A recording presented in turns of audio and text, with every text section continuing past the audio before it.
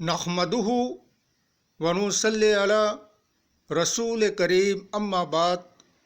पश्चिम बंगला का पीर फुरफुरा दरबार शरीफ मुजद्दिदिया जबान पीर अबू बकर सिद्दीक रहमतुल्लाह अलैहि का संगठन ऑल इंडिया मुजद्दिदिया मिशन सर्वधर्म सम्मेलन कमेटी के सदस्यों हैं हम मोहम्मद आसिफ।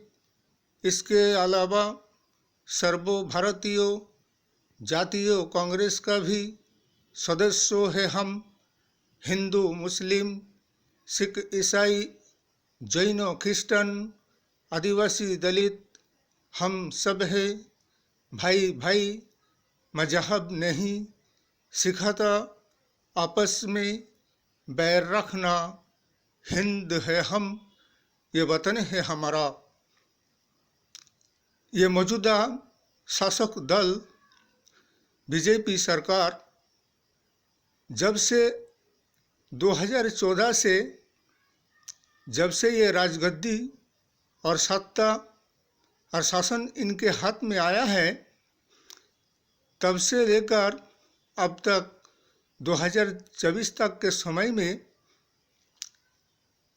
इन्होंने इंसाफ का, न्याय का, संविधान का कोई जगह ही नहीं बचा इनके पास, बल्कि इंसाफ को, न्याय को, संविधान को, आइन को और कानून को इन्होंने चिता में जला दिए हैं और दफना दिए हैं। इसलिए कि आर्टिकल 34, आर्टिकल 99 में जो कि आज़ादी के बाद से जितने भी धर्मीय स्थान है, चाहे वो मस्जिद हो या मज़ार हो या गिरजा हो या गुरुद्वारा हो या मदरसा हो, भारतवर्ष के आइन और कानून और संविधान के धारा के अनुसार वो जैसा भी है, जहाँ भी है, जिस जगह पे भी है, उसको ना तोड़ा जा सकता है, ना वहाँ से हटा सकता है, ना कि उनके खिलाफ कोई आईनी कानूनी कार्रवाई किया जा सकता है। बल्कि ये संविधान अधिकार हक सारे जाति धर्म संप्रदाय के लोगों को अपने अपने मजहबी स्वाधीनता आज़ादी से रहने का ये अधिकार और हक दिया है। इसलिए कि जब से बीजेपी सरकार शासन में आए हैं, तब से विशेष एक जाति संप्रदाय के लोगों को टारगेट करके, जैसे कि मुस्लिम समाज को, मुसलमानों की जितने भी ऐतिहासिक इबादत गाहें हैं, चाहे वो बाबरी मस्जिद से लेकर और ज्ञानवापी हो, शाही जमा मस्जिद हो, उसके अलावा जैसे कि अभी मेहरौली में एक 600 साल पुराना मस्जिद जिसे कि रजिया सुल्तान के ज़माने में बनाए गए थे, लेकिन जब आर्टिकल 99, आर्टिकल 34 जब उसे अपने अपने जगह पे, अपने हालत पे उसी तरह से मौजूद रहने की अधिकार हक देता है, और ये मौजूदा बीजेपी शासक दल 2014 से सत्ता में आने के बाद मुसलमानों की सारी इबादत गाहों को निशाना बनाए जा रहा है और उसे अवैध कब्जा कहकर हाई कोर्ट से, सुप्रीम कोर्ट से, जिला कोर्ट से सभी तो इंसाफ और न्याय किसी से भी मुस्लिम समाज को नहीं मिल रहा है।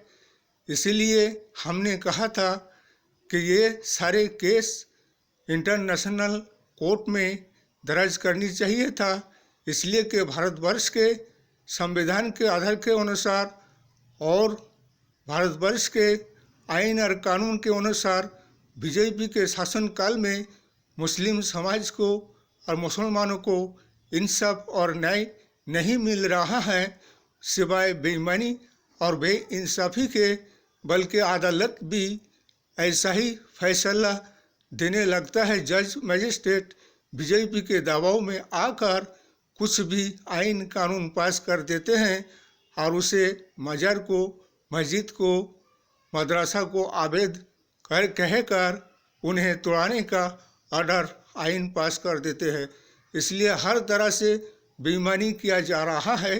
इसलिए हमारा सारे ऑल इंडिया मुस्लिम संगठनों से और ऑल इंडिया वक़्फ़ बोर्डों से यही कहना है कि हमें अपने इबादत गाहे, मस्जिद, मज़ार, मदरसा के हिफाजत के लिए हमें अपने कदम उठाना चाहिए और अपने मस्जिद के, मज़ार के, मदरसा के जितने भी कागजात हैं वो कागजात हाई कोर्ट, सुप्रीम कोर्ट में पेश करनी चाहिए। आए दिन मुसलमानों के साथ अन्याय, बेइंसाफ़ी, बेईमानी किया जा रहा है ये मौजूदा शासक दल के तरफ से। इसलिए अगर भारतवर्ष के आइन से, कानून से, अदालत से, संविधान से और सरकार से मुसलमानों को अगर इंसाफ और न्याय नहीं मिलेगा तो फिर हम लोगों को इंटरनेशनल अदालत में जाने का अधिकार, हक है और हम अपने अधिकार और हक और स्वाधीनता, आज़ादी, मजहबी स्वाधीनता के लिए हम इंटरनेशनल कोर्ट में भी मामला दर्ज कर सकते हैं। इसीलिए हमारा यही कहना और जितने भी हमारे विरोधी दल संगठन हैं सबको आवाज़ उठानी चाहिए। हमें तो ऐसा लगता है ये खुदा है पाक से भी युद्ध करना चाहते हैं ये बीजेपी शासक दल, जैसे कि फिरौन और नमरूद ने किया था। हमें तो ऐसा लगता है ये मौजूदा शासक दल फिरौन और नमरूद का भाई है। इसलिए कि सारे जनगण सारी बातों को जानते हैं, देखते हैं। एक तरफा आइन और कानून जिससे कि सिर्फ मुसलमानों की इबादत गाहों को टारगेट किया जा रहा है। इसीलिए हमारा यही कहना है, हमारे जितने भी इबादत गाहें जैसे भी है, जहाँ भी है, जिस जगह पे है वो वैसे के वैसा ही रहना चाहिए।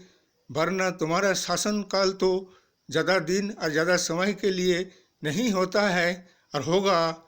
हमारे भी दिन आएंगे, फिर हम भी तुम्हें दिखाएंगे अगर तुम इस तरह से दुश्मनी की भावना लेकर मुसलमानों के साथ बेईमानी और बेइंसाफ़ी करोगे।